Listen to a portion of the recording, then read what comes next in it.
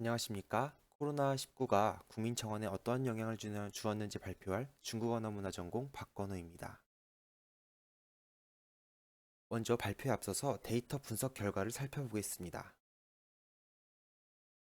국민청원 게시글 수 중에서 보건복지에 관련된 분야의 코로나 이후 게시글 수가 약 1110개 정도 증가하여서 코로나19 발병 이후 보건복지 분야에 관한 정부 정책의 국민적 관심도가 특별하게 증가하였다고 볼 수 있습니다. 다음은 국민청원 전 분야 데이터의 명사현태소 분석 시각화 그림입니다. 코로나 이전보다 코로나 이후에 청원, 코로나, 마스크와 같은 코로나 관련된 단어를 자주 눈에 띄게 보이는 것을 보면 코로나 이후에 코로나와 관련된 국민적 관심도가 높아졌다고 볼 수 있습니다. 네, 앞서 살펴본 것을 정리하면 코로나 발병 이후 코로나에 관한 정부 정책에 대한 관심도가 폭발적으로 증가하였고 코로나 관련 청원글에 국민청원 게시글의 다수를 차지하였다는 것입니다. 다음으로는 국민청원 전 분야 중 보건복지 분야 데이터만 동사 형태로 분석한 내용입니다. 네, 코로나 이후에 바람을 담은 동사의 출현 빈도, 즉 해주세요, 주세요 같은 동사의 출현 빈도가 60개에서 504개로 약 804% 증가하였는데요.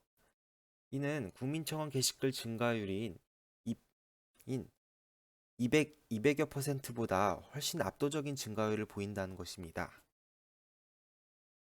네, 이를 통한 해석을 해보면 정부 정책에 대한 국민적인 관심이 상승하였고 특히 코로나 및 보건복지 분야에 관한 정부 정책에 국민적 관심이 증가하였다는 것입니다.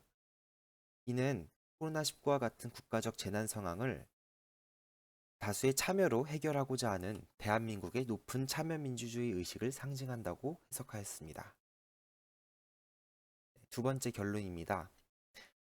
코로나 관련 청원글이 국민청원 게시글의 다수를 차지하지만 국민청원 게시글 증가율에 비해서 바람을 담은 동사가 압도적인 증가율을 보이고 있습니다.